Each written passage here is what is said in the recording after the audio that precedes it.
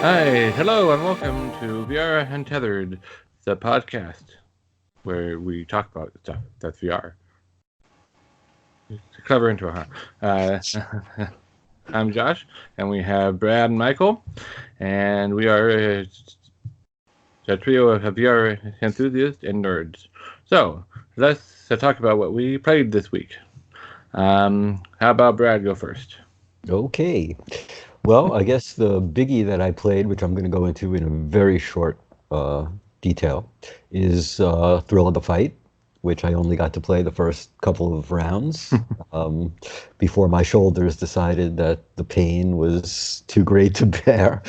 And I thought everybody was kidding in the reviews that this game was really like killer, but I had read that you burn 10 calories a minute in this game, which is quite something when you think about it. That So sounds believable. yeah, it does sound debatable, but I'm going to go No, with it. So I said believable. oh, okay. Um, I liked the game, Thrill of the Fight. I think it was really great. The pricing was amazing. It was like a no-brainer, and everybody that I've seen so far seems to have really enjoyed it. That game seems to have sold a ton in the first day. The other games that I played, I went back to Dash Dash, trying to get ready for the tournament, the Yeah. international tournaments that we have coming up here. And I have a feeling I'm going to come in very, very badly in this tournament. But it's a fun game. It really Yeah. is. So, and other than that, really, just going back to the old games because the games that they're releasing seem to be sort of, once again, very niche marketed, and I'm waiting for the October sales or some sort of Halloween sales. I see The Exorcist is getting pushed again. That's a good one. But I really thought I would see some more games like Arizona Sunshine Oh, before, uh, you know. no. And I went back, I played some more Death Horizon. I really enjoyed that again. And I went back on the Go and I was playing some more of Drop Dead. And I'm really enjoying the zombie games again. Like I said, I'm trying to get into that Halloween spirit. So I want to go in and smash the pumpkin head on Thrill of the Fight too. I've missed that one. What about you, Mikey? What games have you played? I played more Pavlov this week, version 9, and I've introduced a friend to Pavlov 2, and we really enjoy it. Played the Raccoon Lagoon with my kid again, so we're still working on that little island and building things and helping the little animals. And they're just about to get clothes, so no more naked animals. Awesome. Yeah. And I played Dash Dash too because of the tournament that is coming. I think it's this weekend, right? So it started last night, actually. Yeah. Yeah, Yeah. yeah. And I played Thrill of the Fight like most of the people that got a Yeah. quest apparently, Yeah. because it's right now it's second bestseller, and only Beat Saber can beat it. So yeah, this week it's second bestseller. So that's a good thing. I wanted to pass Beat Saber because it's been first since the quest release, and someone gotta take his place, step up and be first. Right. I think Thrill of the Fight does show. Well, I think for two reasons. Number one, it's a fun game. It really does make use of the full space. And number two, they made it really affordable, like really Yeah. affordable. So you Yeah. didn't even have to think about whether or not you wanted it. If you thought about it, it was fine. Oh, So time to wake up. Or no, time to pay a bill. I was going to say, actually, it's time to turn off the sound on my phone, is what it Oh, is. Yes. That too. And Josh, what did you play this week? yeah. Well, what I played this week, obviously, Throw of the Fight, and we'll talk about Throw of the Fight a little bit more later because it's also one of the new releases, obviously. Mhm. Um, I, I really enjoyed it. I have a martial arts background, so a little bit of boxing in there. So and it feels a lot more realistic than the Creed, the demo ever did. I never bought the full version of Creed, but to my understanding, it's very arcadey. and it's got that artificial stamina. The throw of the fight, your stamina is literally your own real stamina. So that's a positive. I played some more wands this week. I also played Pavlov Build 9 a little bit. I tried out High Seas on the SideQuest, and of course I did the Tilt Brush, and I did Dash as well for the tournament, which is not a tournament in the way I think most people might think of a tournament. That there are no brackets, and you have to match with this player at this time, and the winner of that moves on. And it's not that kind of tournament. It's more play during these time frames, and they have two time frames: one for the EU people and one for the US people in the evening. And they on the back end are tracking who was on during those times, and you'll get special tournament collectibles at the end. And they also had opportunities to play with the devs during this time. So last night I was about to head to bed, and I saw that the devs were on again, saying, "Hey, we're good to play with a few more people now." So I hopped on, I searched for one of the dev names, and I got into a party where it was me and 3 devs. So how'd you do?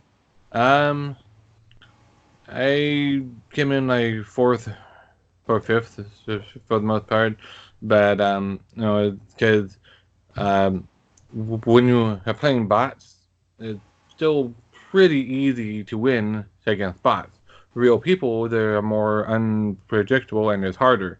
And because this is still a relatively closed beta, there's not a super big pool of real people to be matched up against. So most of the time you're going to be playing bots. So, but there was one game that was especially fun. I was in the lead. I was first place on the final lap. I got taken out by a power up, and then before I could recover, I got another power up hitting me, and I ended up coming in 6th place. Yeah, it's virtually impossible to come back once they take you out once or twice. You're just playing catch up the rest of the game.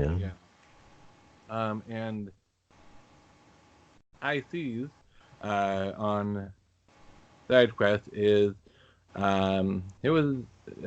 it's a very, very short game. It's only a demo, but they have 2 sections of it. There's a studio intro at the beginning, and then you go into the actual game, and both of those are excellently done. And I found myself wishing that they had it as a longer demo game. So basically, in the game, you are piloting, driving, whatever the proper term is, a oil tanker, I'm assuming, and you're on your way to an offshore rig, only in the middle of a storm. So you can't really see where you are going. You have to navigate with the compass, and periodically there are these titanic waves coming at you, and you have to get across them.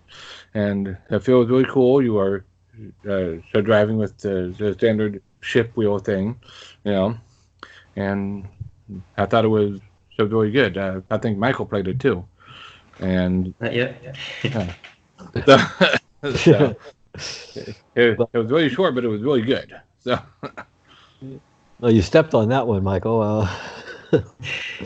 Yeah, well, it looks like a really good game. I mean, Josh showed me a clip from the game, and I watched it a bit, and I was like, oh, I don't want to get spoiled too much, because I just saw a big wave, and I was like, oh yeah, I want to enjoy it, Right.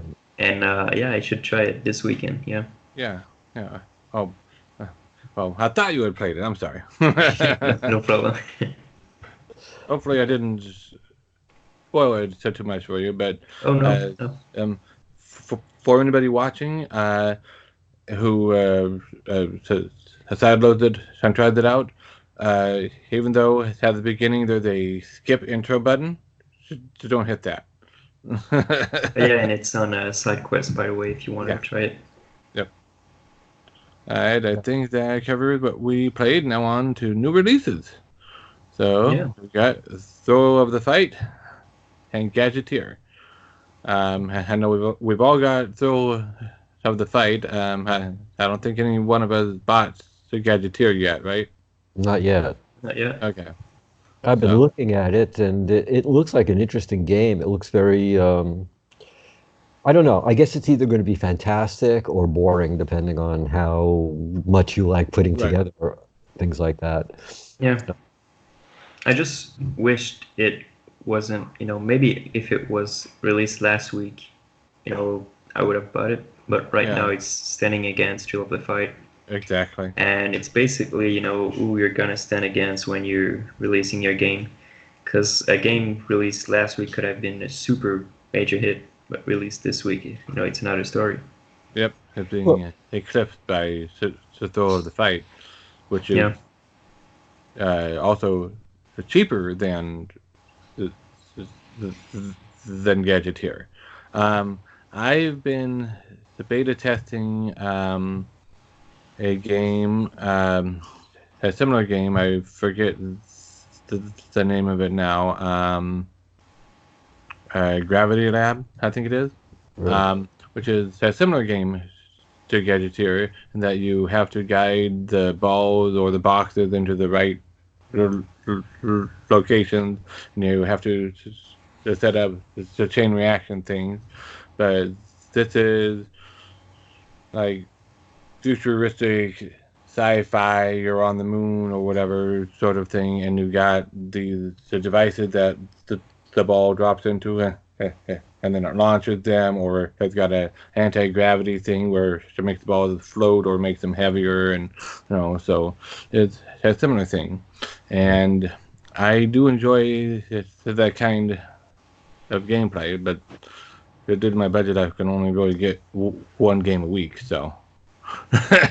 Well, what surprised me was the fact that they came out with Knockout League and then Thrill of the Fight within a week of each other, which is sort of like Mikey was saying, the way that you put out the games is going to be how people buy them.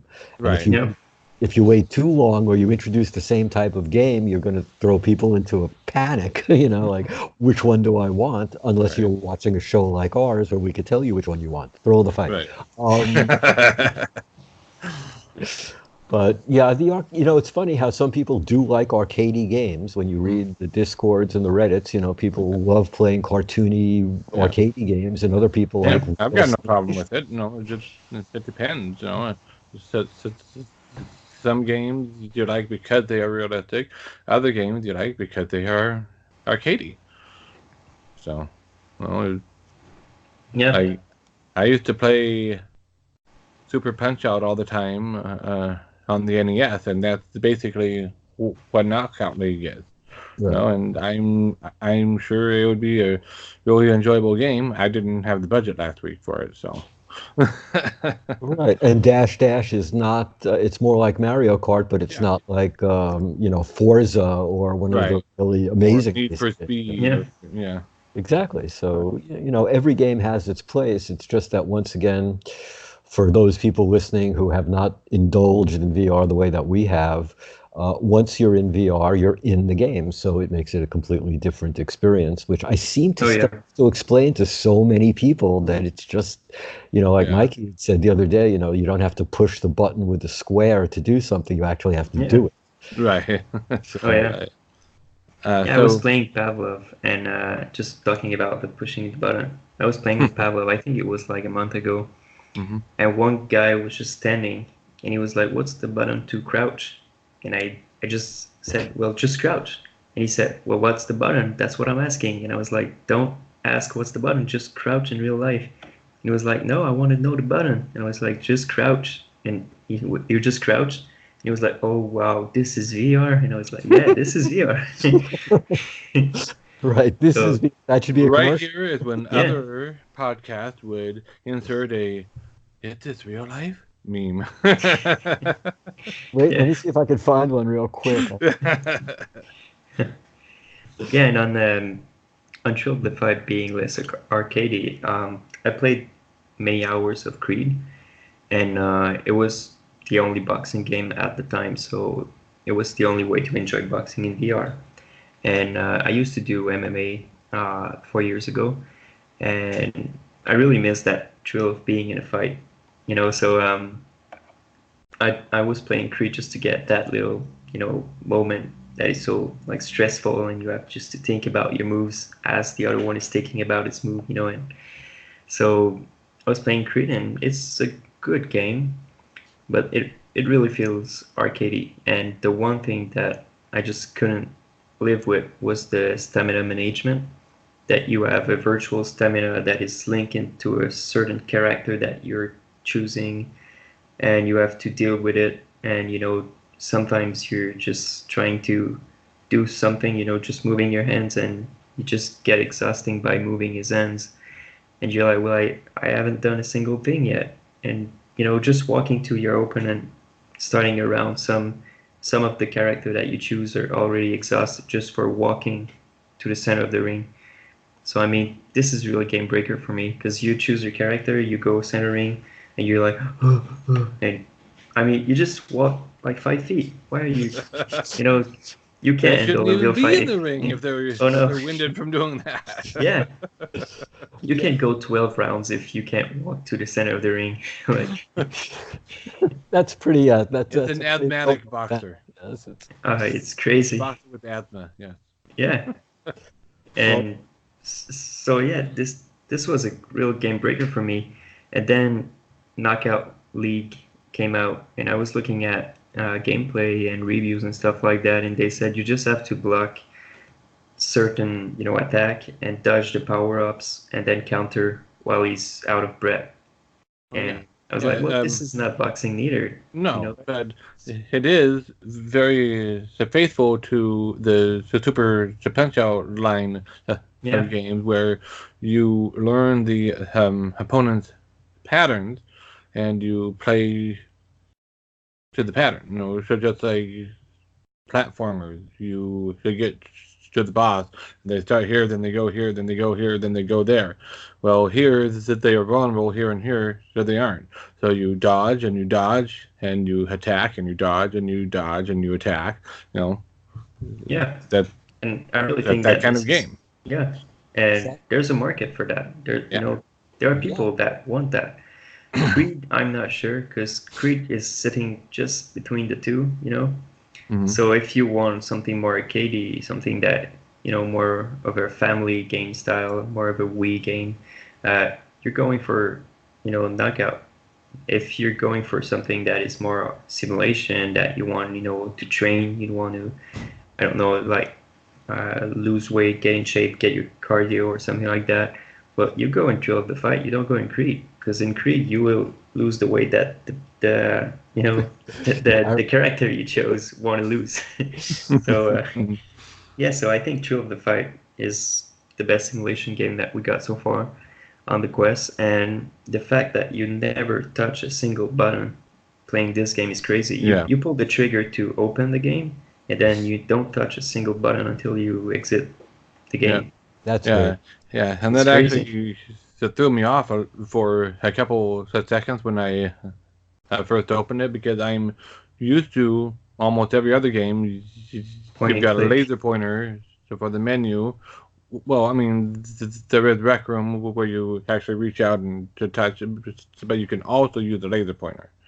And there is no laser pointer at all. You want to scroll up and down on the menu, you got to reach forward and scroll up and down with your hand. Yeah, and I like that. Yeah.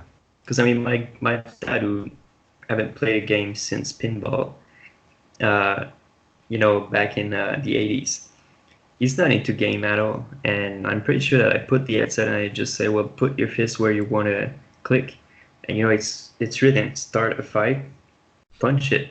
It's written fight, punch it, and you're in a fight. And then it's written like go. I think it's called continue in the game. So you just like punch the mouthpiece and leave your hand there for a few seconds, and the fight starts, and then you punch. Not a single button to click, not a menu to point at. If I ever show this game to anyone, because I don't want to break every furniture in my house, I'm not sure I will. But if I do, I mean, if it's pretty self-explanatory, I just give them the headset, and I'm pretty sure that they're good to go. No need explanation. So this is really good. And doing boxing moves in this game, you can dodge, you can go work the lower body, go back up, and do combos and stuff like that, and blocking shots. It's really, really good, and you can use real life mechanics to train your opponent and push him. So yeah, it's really good. Yeah. The only thing that was interesting to me was that Creed somehow managed to do multiplayer. Yeah. And Thrill of the Fight didn't seem to add that into the gameplay, which would probably be pretty interesting to play against another human. Yeah, but the latency is really something that kills the boxing game online, and Creed is not good online. So yeah. So I've only tried to show the demo of that, so I'll take your word for this. Yeah, same here. Well, I've played Creed online, and at first, the game is not made for realistic boxing or anything. So if you try to hold your punch and just work your enemy out, it won't work. And this is a game where you really have to, in Thrill of the Fight, to just manage your energy through 3 rounds, and thing like that. Something that you don't do in Creed. So in Creed online, people just throw punches, and their character is out of stamina, and they keep throwing punches, and you go knockout for people just petting you. So I was like, this is not fun at all. And the latency make it that sometimes you see your opponents like that, so you throw a punch, but in reality he was already throwing a punch at you, so you're just eating damage and you never saw the punch and things like that. So that's terrible. I'm not sure how they would account for that in the programming. In Wands, that's an issue sometimes as well, because you can throw a spell at the other person, and from your perspective, it looks like it hit them, but it didn't do any damage. From their perspective, they threw up their shield at the last second and blocked it, but you don't see the shield because of latency. Right. Yeah, and boxing is all so they've about got things worked in so that it still gets calculated accurately and whatnot. But in boxing, it's all real time, and you can't introduce a delay to account for the latency. So until we've all got 5G, right? Well, even with 5G, I mean, a jab, is half a second, and if you have like a few milliseconds of latency, you never saw that jab coming. Right. So this is really game breaker. In real life too. I never saw that coming. And it's more painful, and you tend to remember. True. It really is. I was going to say one of the reasons I'm liking Thrill of the Fight so far is, as I mentioned, I have a martial arts background, but I've been out for a long while, and I've wanted to get back in, but I'm always a little bit nervous about doing any sparring stuff because I have a hearing aid thing here that is has got a little rod that's implanted into my skull, so I should really avoid things that involve head trauma, or possibly getting punched right there, So, and I know headgear and all that, but still, something I'm always a little leery about. Well, can throw this out of the fight, I can get hit in the head all day long, and it doesn't hurt me at all. In That's reality. the good part of it. That's what I was saying. That's the good thing about Thrill of the Fight. You don't have to feel the actual pain of the punch. Just Oh, throwing yeah. the punch is the pain. Feeling. Way more fun. Yeah. Now, late last night, I also did a little experiment with it. I tricked the height calibration by kneeling down, so I was at the height of my 8-year-old son. And then after I got my height calibrated, I went and I started playing by standing up again. So it was like I was Andre the Giant, and everyone else was a 5-foot man. Yeah, next time I want you I'm to going do the opposite. down at them, and what I thought was interesting is the game adapted to giving them the ability to stretch their arms out really long to still be able to hit me in the face. But I finally got a couple knockouts on the guy right before Ugly Joe. Yeah. Just by doing the Wing Chun move, the rolling fist on the face, like his head is a speed bag. Yeah. So. Well, glad I'm not that other guy, but as I saw your fists rolling towards the screen, it was bad enough. Well, yeah, that's a Wing Chun move from my martial arts days. Is you go fist over fist like that, and you're hitting the same spot, and you're moving forward as you're doing it. So. I wonder when they're going to come out with a martial arts game. That would be really. That would get my money. Yeah, if they came out with a at all accurate martial arts game, I'd be buying it. Yeah, well, that's what I'm waiting for. I mean, like I said, I see that King Spray. People seem to really be enjoying it, and the art programs. Like I had said last week, I really want to get back into them, but they just seem to take so much time. Although I've really been enjoying both of you guys' artwork is amazing. And Mike, that piece that you did was like, with the guy throwing the other guy into his mouth. Yeah. I thought that was a volcano at first, but I think it was a frog. It was just a creature made out of rock, with fire in its mouth. Okay. Yeah. But the atmosphere and everything that you created around it was really good too. I liked. Yeah. And I couldn't see the whole thing until I took it into Poly. That was when I was really able to. Right. Yeah. I think a lot. Yeah, and that if you like it there, you can also view it and Tilt Brush on your own device too. Oh yeah, and you see how it was built fast, but you see how it was built. Yeah. Yeah. Which is great. And people are doing a lot more animation with Tilt Brush now. I've noticed that a lot of people like taking you through in their perspective, from beginning to end. Yeah. Which is really great. I love the way that people are really, really utilizing the Quest. One of the things that I read in a lot of the Discords and Reddits again and all of the different chats was that even people who had the Rift and people that had all the PC VR games, being untethered has really... cut the cable. Right. All of these people thought that the games were terrible. The Quest was going to be this, second-class headset. Right. And now everybody that has a Quest seems to have owned a Rift or have owned a Vive. Yeah. And they're like, well, just go back 6 months and read every dev's Twitters. They were all like, my game is never going to be on a mobile device. It can't fit. My game is not going to be on Quest. And right now, just take the same Twitter accounts and read what they're saying. My game is coming out next month. My game is coming out next year. My game is, Right. So everyone that said that their game was not going to come on Quest are now considering it or doing it. Well, so I think it's also partially because right now, at least, games on Quest that are also on Rift are outselling the Rift marketplace. At a higher price. All these the devs that before were never Questers, now they're like, there's money to be made here. Oh yeah. I know, and it's crazy. Like I said, they're selling the games for more money for the Quest than they are for the Yep. Rift, and they Yeah. are outselling. Did you see the numbers on the actual sales for the? Uh, the super data stuff.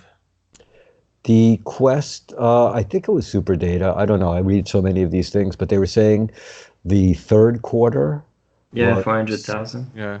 well, I Uh, read 180,000 for the third yeah. quarter, Or but then something like that. Yeah. it also came out in May, so that's the second quarter. So I'm really not sure Yeah. how that's Yeah. sent out on May 21st and May 22nd. That might have pushed it to that 400,000 mark. Yeah, well, Palmer Lucky Yes, made yeah. a comment on that, Yeah. said It that says. they were not right.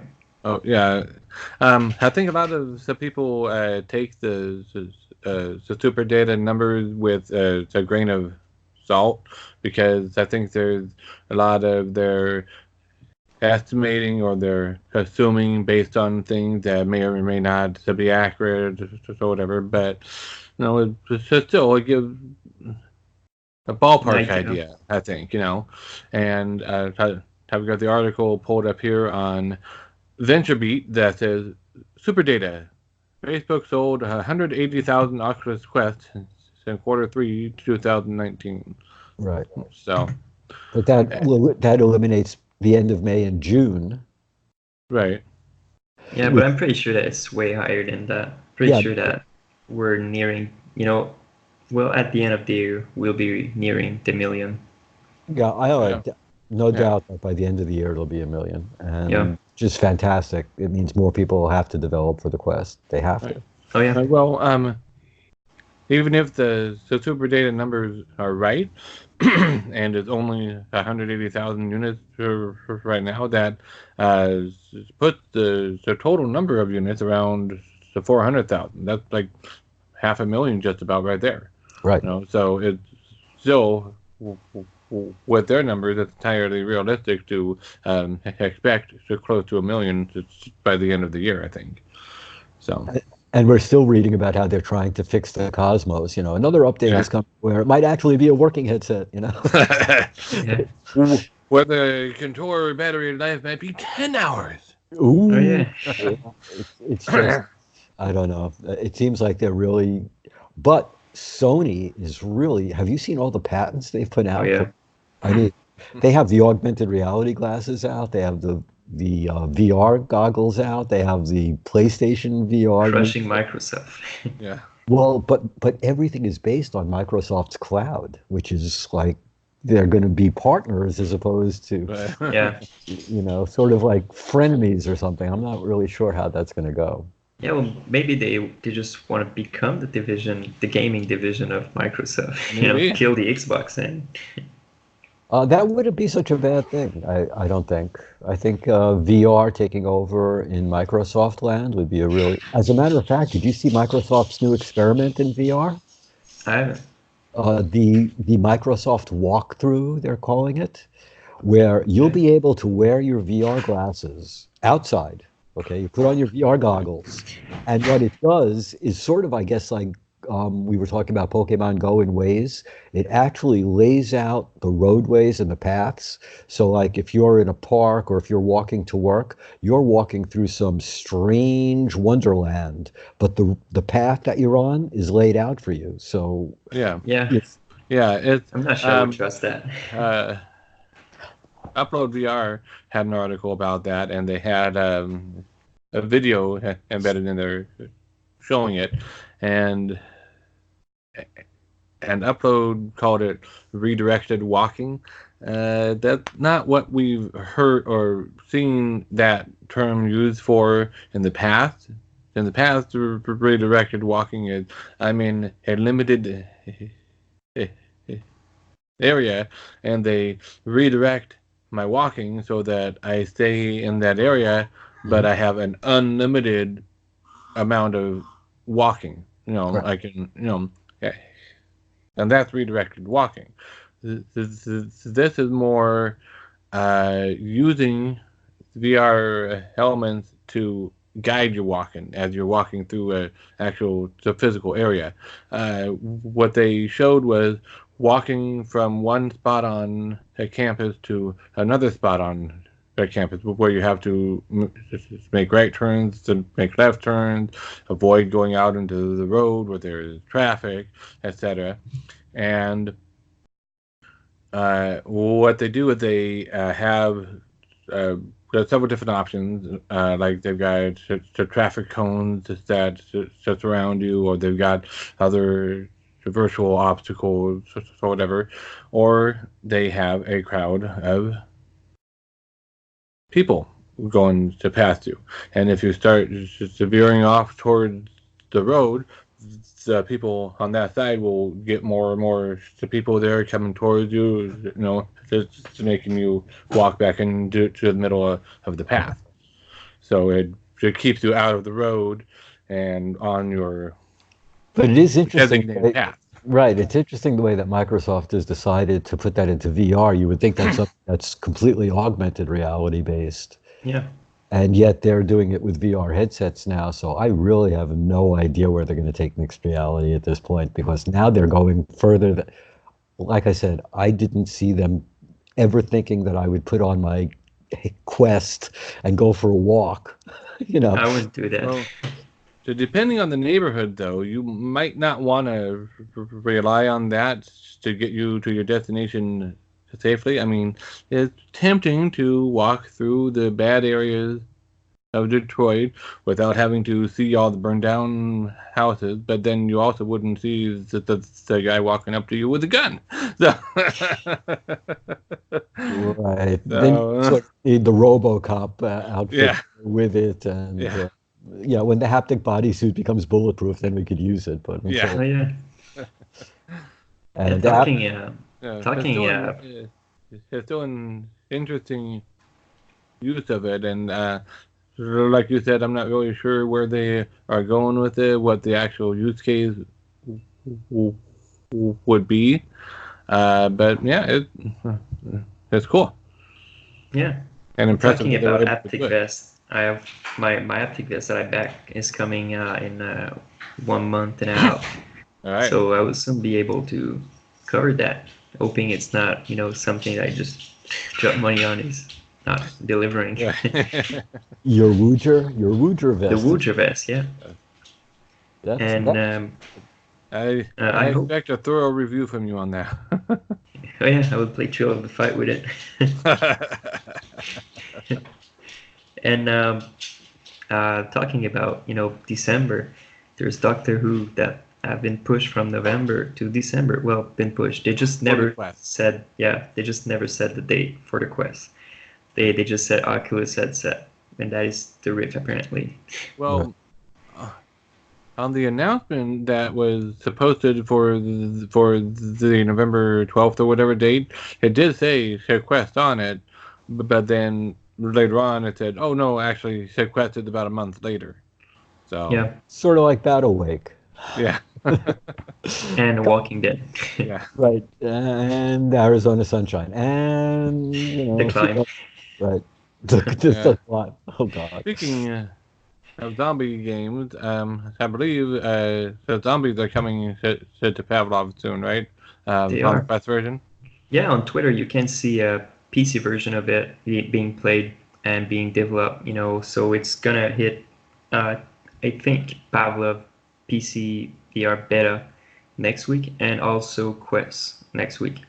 Oh really? So yeah, this is what I heard. So well, it's a game being in beta, so you're never sure that it will really hit the version next week, but it's planned They are to. aiming for next week. They are aiming for next week, yeah. So Halloween and zombies, it's perfect match. Is that Chad that's aiming for that, or is that? It's not. It is. Then I have. Dave Bill is aiming for it. Yeah, and I don't know if you've seen the gameplay, or it's like Call of Duty zombies. So you're shooting zombies that are coming at you, and you're looking at the wall, buying guns, buying ammos, and going back at it. And the zombies are really, really, really fast. It's not, the slow zombies that are coming at you, waiting for you to shoot them, taking, 10 bullets in the head to kill. Yeah. It's 1 bullet in the head, 2, 3 in the chest, but they're running at you, and there are many, many zombies coming out screaming. It's not the traditional zombie, but Nope. it's the I'm trying to remember the name of the movie. I want to say World War Z, but I don't know if Yeah. if World that's Wars, yeah, the running zombies, yeah. yeah. With Yeah. Brad Pitt. Yeah. Oh, they had the And climbing zombies, the ones that were climbing oh the yeah, wall. that was crazy. Yeah, so they're just, the scene was in an hospital, and you just see him waiting next to a desk, trying to hide behind it, killing zombies that are just coming from everywhere, and they're screaming and running. So it's really, more scary than the average walking zombie Yeah. that would just wait till they get close to you and then bite you slowly. So they're really running at you, and you can punch them, you can, push them with your gun and shoot at them and stuff like that. It's crazy. I think it will be good. Oh, that sounds great, actually. And Like it I will said, be offline and co-op. really, Yeah. Okay. that is this Pavlov Light that they were talking about, or Yeah, this is a working title, so Yeah. it won't be named Pavlov on the store, I think. I think it will be Pavlov or Pavlov Wireless Untethered. Well, or maybe it something. will be named Pavlov Light on the store. I don't know. Maybe it will, but I hope not, because that sounds like a demo. Yeah, Or pay yeah, to win. that sounds like a dumbed down version of it, and it's really not going to be a dumbed down version of it. Yeah, because it sounds freemium, Pavlov Yeah. Light. I mean, I expect to pay money to get better guns and unlock modes if I buy Right. Pavlov Light. Well, it will be free, so Yeah, yeah. yeah, and that has something I'm excited about. Is it's free, which means that no matter what, I'll be able to get it. Yeah, December 19th. Yeah. I had added a news item that I just found out about today, which is again from I posted the wrong link in there, so never mind. But I read that there is the possibility or rumored, I forget, but in a future Quest update, we might see a digital readout of what exactly the IPD right? setting that we are putting on there is. Yeah, Instead of guessing. sliding it and going, well, that feels about right. We'll be able to, if we know what our IPD is, and a lot of the people who wear glasses obviously already know because it's in their script, we'll be able to set it to exactly that IPD and have it be spot on.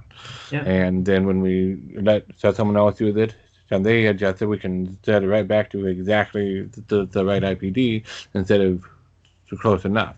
And I think that's it sounds minor, but it's actually a pretty big usability update, I think.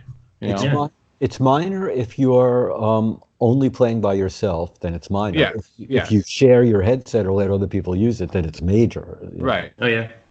Yeah. Well, and even if you are only playing it by yourself, once this hits, you may discover that you have an IPD of, say, 71, and you've got it set to 67. Yeah. And then you go, oh, okay, and slide it over to 71, and you're like, whoa, Yeah. everything better, a lot less ice strain, or I can play longer. Yeah, that's helping with motion sickness. Yeah. So apparently it's significant. Yeah. Just setting the right IPD can really help you getting no motion sickness or less motion sickness. Sure, and even because if you've got it almost there, sorry, Brad, you're not necessarily consciously aware of the extra strain, but it is there. Right. Oh, yeah, and you feel that headache, and it's just all of a sudden people wonder why after 40 minutes they have to rip the headset off. It's like, oh my God, I can't see straight.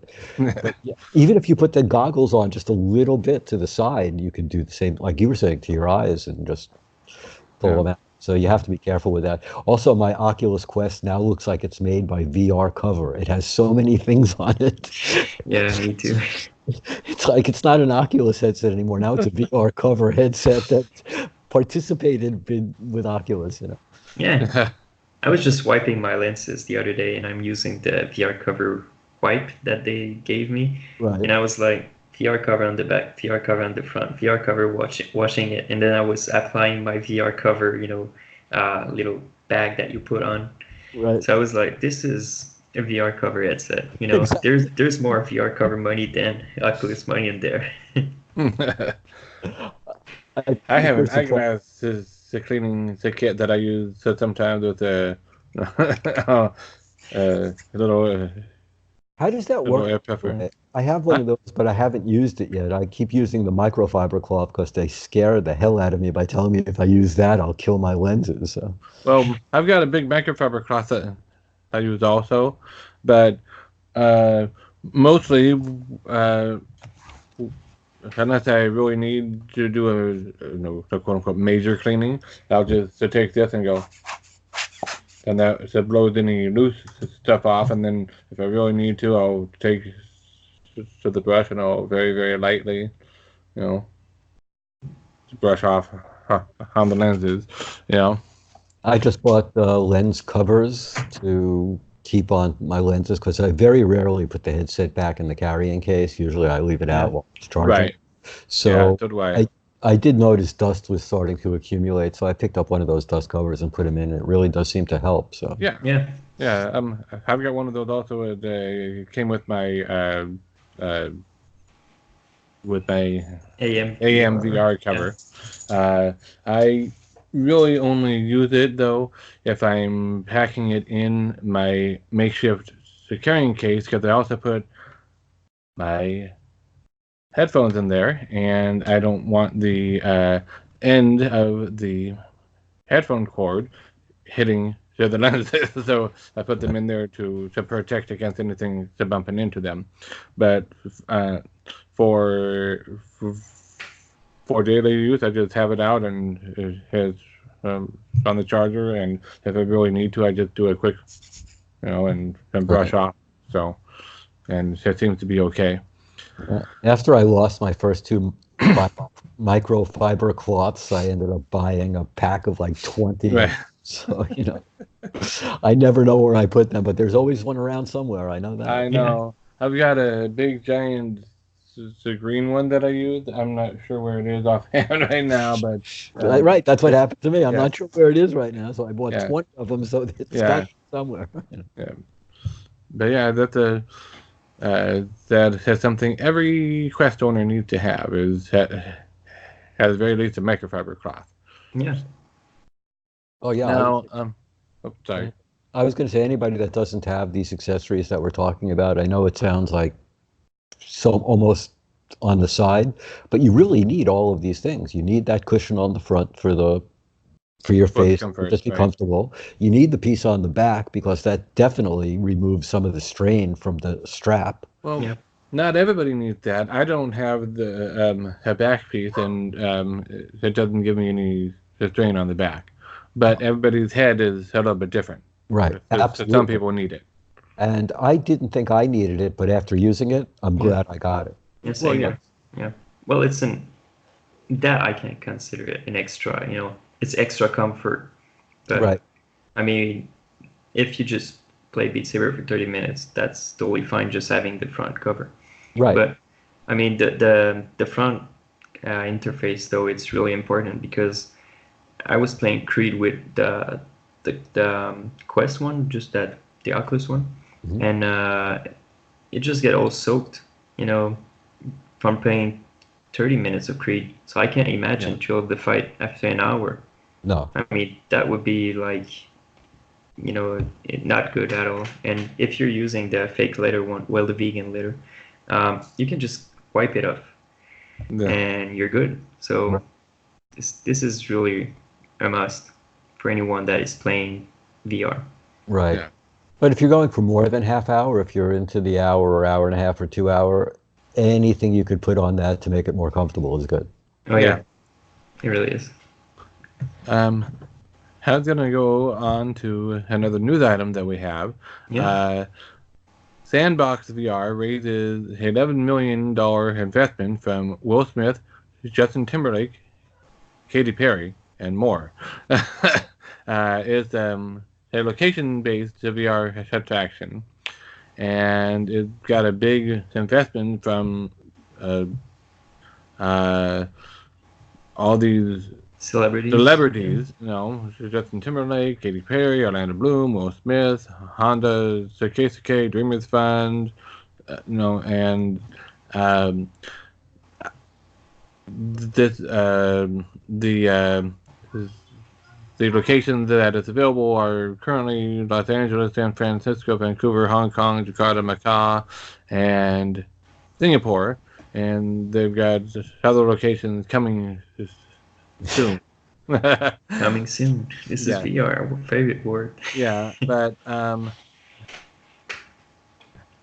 thought this was newsworthy because when celebrities invest in things, people will follow.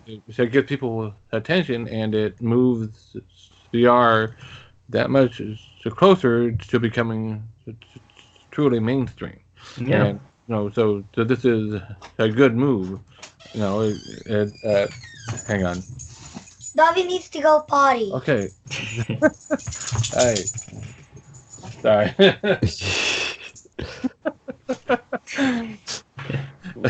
Okay. Okay. You were saying? Dobby is not a mainstream. But it's a good move, and it's in the right direction for VR. It's becoming more mainstream. Yeah. What I was going to say was that it's interesting in the sense that I'd like to see, I think Disney is going to do this really pretty soon with their Disney Plus, their new streaming network. They've been filming their last couple of movies in VR. Right. Even in the theaters, they've been regular movies. But I have a feeling that there's a reason they're shooting it in VR, that it's so much more costly to do it that way. They have to show it to you that way soon. I think Peter Jackson, I'm not sure you mean 360 VR?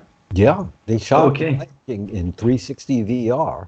And I thought VR cameras, because Peter Jackson had been filming his films since I think it was Lord of the Ring, where he just can't film a location and see what the CGI in it and stuff like that. Right. Yeah. But no, there's an Lion King, I believe, was done that way. Yeah.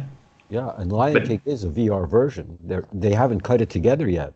But I'm wondering if they're going to follow the Chinese and the Japanese and start making movies that can only be seen on a VR headset in a VR format. Yeah. And it would be a company like Disney, who owns everything now. I mean, Marvel movie. Right? Yeah.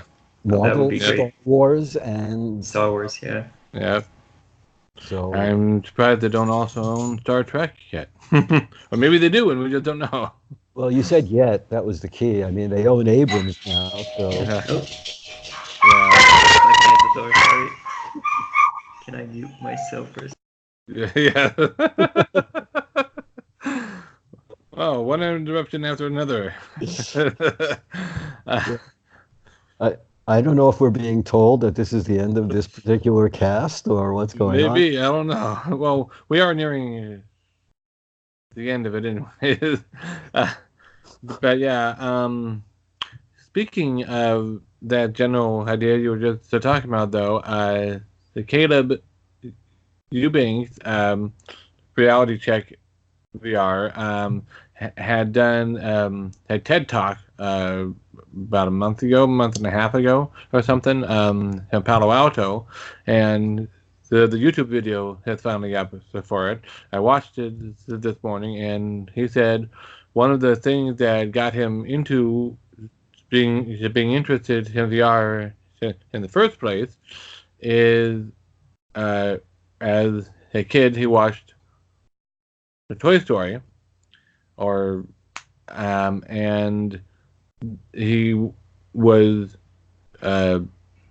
he wanted to know how it was done or whatever, and he looked into it and found they used virtual cameras and whatnot in the middle over there, and so he started imagining, hey, if I could have the perspective of the camera and be in there with them, and then years later that became more or less true with with Oculus, but that kind of it ties in with what you were just talking about.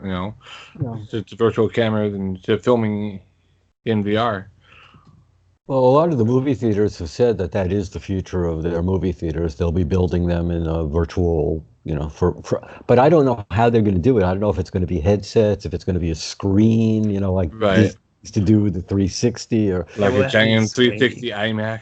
Right, exactly, because that's not immersive. You still need those glasses to get you in, and I don't know. We'll see. What I kind of think might be the immediate near future regarding that is, if you've ever been to Disneyland or Disney World, Universal even, they have their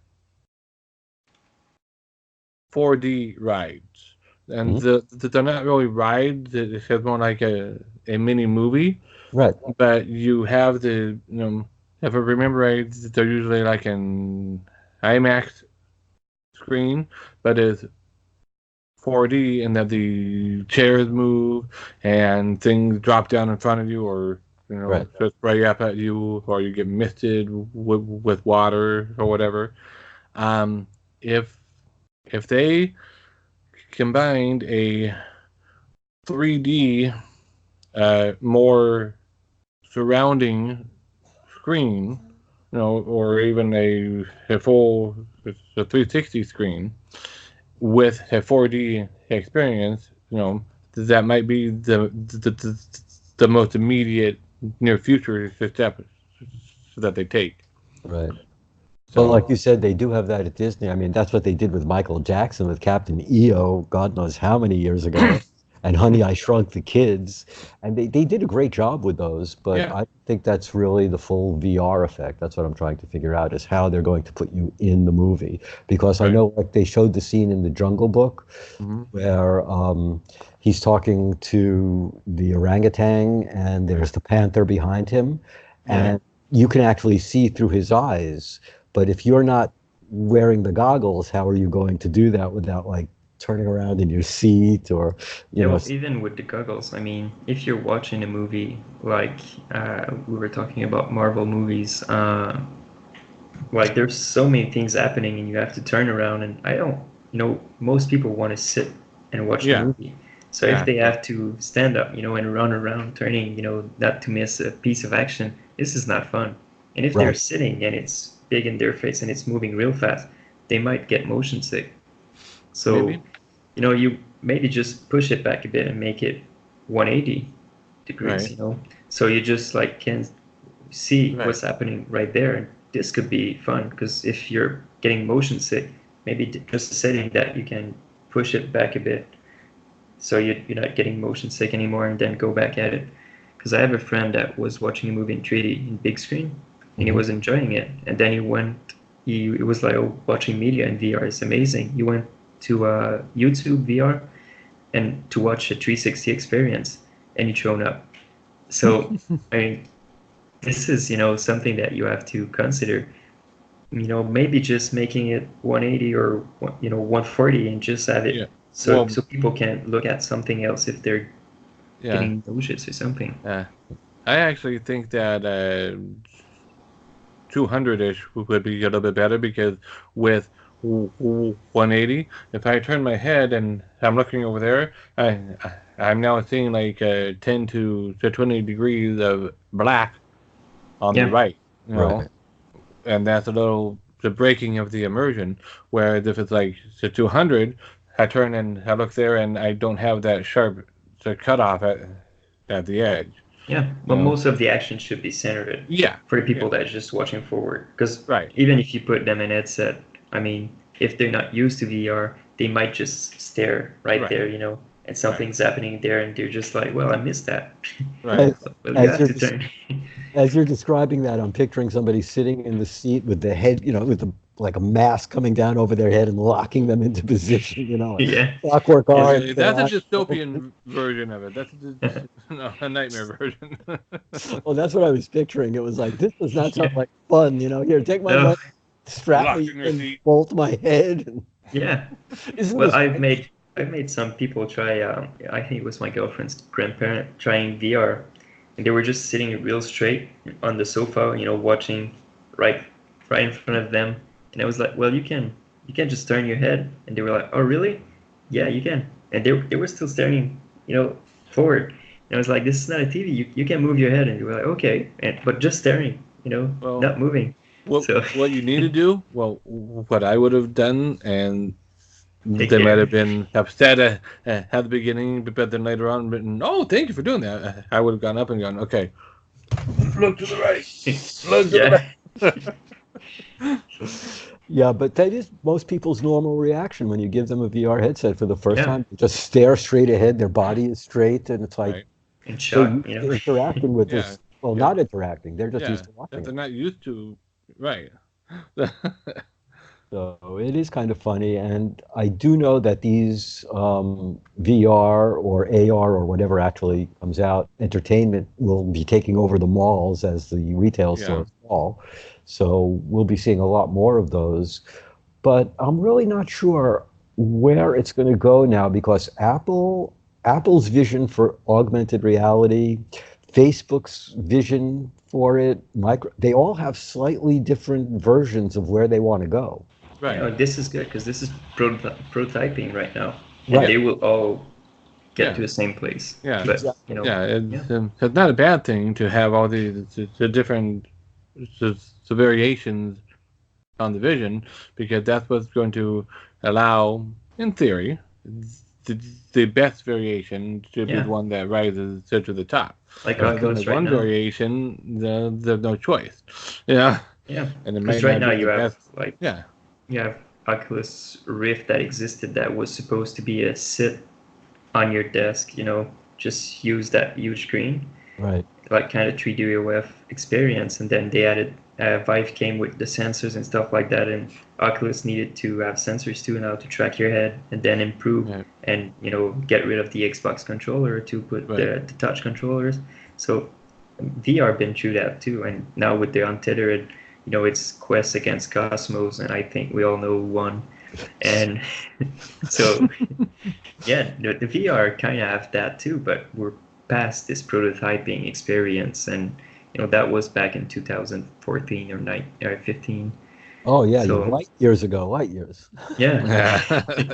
I was young in this time, and so You were yeah, only a wee babe at that point. yeah, I was a P. So yeah, we've been through that already in VR, and even I'm talking about 2014, but Carmack talked about the 90s where VR was a thing there too, but they were prototyping, they were trying to find their market, and we're still trying to find the market for VR because there's gaming, there's productivity, and And there's education. education. Yeah, Which is something I was going to talk about in our last Yeah. news item of the day. A lot of people should get the idea that VR is only about games because that's what gets the most attention. It's the most flashy aspect of VR, but there's a lot of educational efforts going on out there as well, and one of them is the VR lady. So someone that I follow on Twitter, and she goes through. I forget the exact groups, but it's the Cherokee nations and whatnot, and bringing the VR to the rural educational communities. And she periodically posts on there about how she brought the VR and was able to help so the high schoolers learn the periodic table, say, in VR, and then help them or have them experience Richie's plank experience and whatnot. And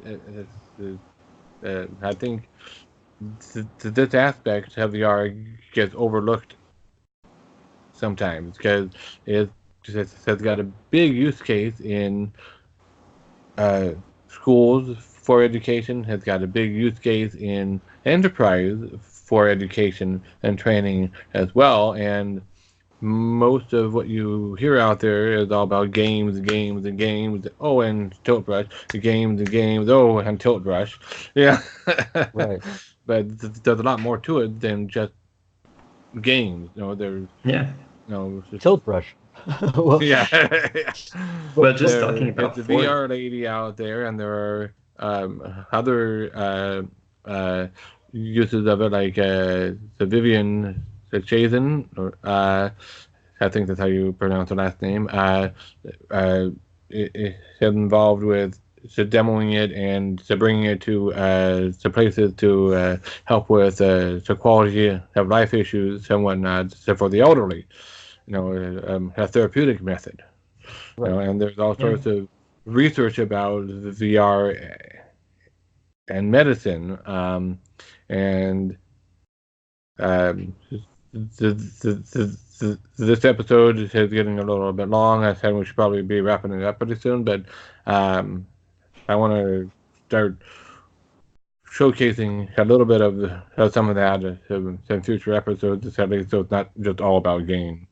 Yeah. Right. Yeah, Well, we fall into that trap as well. We refer to everything as a game, even when it's an experience. And we really Right. have to learn to start differentiating game, experience, and learning. applications. Right. Because there are applications too. There are Yeah. software that are meant to be used in a productive way. Yep. It's a productivity app. Yep. Yeah. I mean, Tilt Brush. Gravity. desktop. Gravity Sketch. Yeah. I wanted to just drop a little, info on Gravity Sketch really quick, because they have said that they want to become the Adobe of VR modeling. Yep. VR3, I should say, because they have Gravity Sketch right now, but I'm pretty sure that they will get more into modeling, because they want to introduce new way of modeling in Gravity Sketch, but they said that they don't want to lose that sketch part of it. Right. So they might make another software made for pure modeling in VR and one for pure sculpting in VR, because they really said that they want to be that suite Adobe, that you right. just go in and Right. select your software, do what you have to do. Where instead of being part of the workflow, they are the workflow. Right. Yeah. Right. Yeah, go ahead. Oh, we were talking about Medium a few times in the same way, that we wanted Yeah. the workflow to all be in virtual reality as opposed to have to go out into the PC, then back into VR and that type of thing. So yeah, anybody that could actually streamline the process would be doing us a very big favor. Yeah. They're going to win. Oh yeah, because I've been talking with 3D modelers that are making games that we are playing, and they use Gravity Sketch. They sketch in Gravity Sketch, and some reached to me and said, do you know any other softwares in VR that I could take my Gravity Sketch and make it a gravity model, and then texture and UV map, and I was like, no, that's not there yet. You have to deal with Gravity Sketch, go to your PC, and finish it up there. Yeah, and this is a bit sad, but that's where we are right now, because this is young. It's still a really young product. I mean, Adobe is a suite that was born in the 80s. Right. So, yeah, you can't compare it to a 2 years old software. No. Well, that'll be like going back to Photoshop, no number, and comparing it to Creative Cloud now. And, right. Oh, yeah. But I think we're going to be looking at something like that pretty soon, because there is a lot of artists that are asking for that now, I notice. So, and so speaking of the Twitter, Danny Bittman, he had mentioned that he was going to be doing a series of tutorials on using the tilt brush to get the clean models and closed models and whatnot, which is a large step toward that VR only workflow. Right. And if I remember right, he said he was going to be having the tutorials be in tilt brush. Yep. Rather than a video where he's talking and doing voiceovers, you'll be able to like it on Poly, view it within tilt brush, and watch the replay of how it's built. And I'm guessing he's going to have maybe handwritten notes in there as Yeah, well on what to little do. panels So, and stuff like that. right. Right. And then you'll be able to just write in there to try it out and compare your efforts with his, and feel ashamed. Yeah.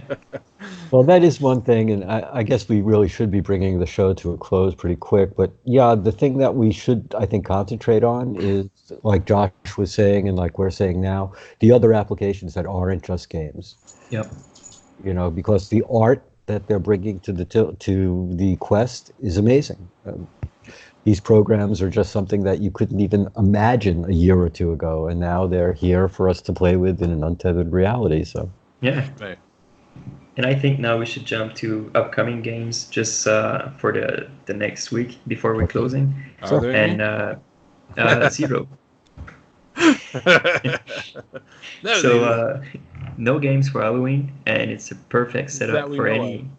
that we know of. Yeah, So that's might the be perfect as setup high as one for or two, but you never know. yeah, maybe the climb. you never know. You don't. All you know is that anything that says it's coming soon won't be there, and something you've never heard of will be. So. Yeah, and I expect Arizona Sunshine to be released more in December, so I really don't know what we're going to get next week. Yeah. So it would be Do fun. we ever? Yeah, at it this should point, just be a day off from the Oculus hype and just go out and enjoy Halloween, Yeah, maybe. maybe. We'll see. Yeah. Right. Alrighty, guys. So that's the end of our first morning episode, Yeah. and good way to wake up. Yeah. Yeah. Right. I really enjoyed it, and I hope you all did too. A lot of information in there, and many things to think about going through the week, and waiting for new games to drop, and new experiences. Yep. And new way to learn. And Yeah. our shoulders to heal from Thrill of the Fight, which seems Yeah. like most of Oh, yeah. this Go episode. grab your ice Yeah, we pack. need that. And don't forget to like, subscribe, hit that alarm bell so you get notified. Yeah. And if you have any suggestions as to what you'd like us to talk about, go ahead and drop them in the comments. Hit us up on Twitter or in our Discord. Sure. Yeah. We'd love to hear from you. All right. Signing off. Have a great rest of your weekend. Or if Yeah. you're watching this in the middle of the week, have a great rest of your week. Yeah, and don't forget to VR. Untethered, please. Untethered. Untethered, yeah. Don't let those wires trip you up. Take care, everybody. Take care, guys. See you again next week. Bye.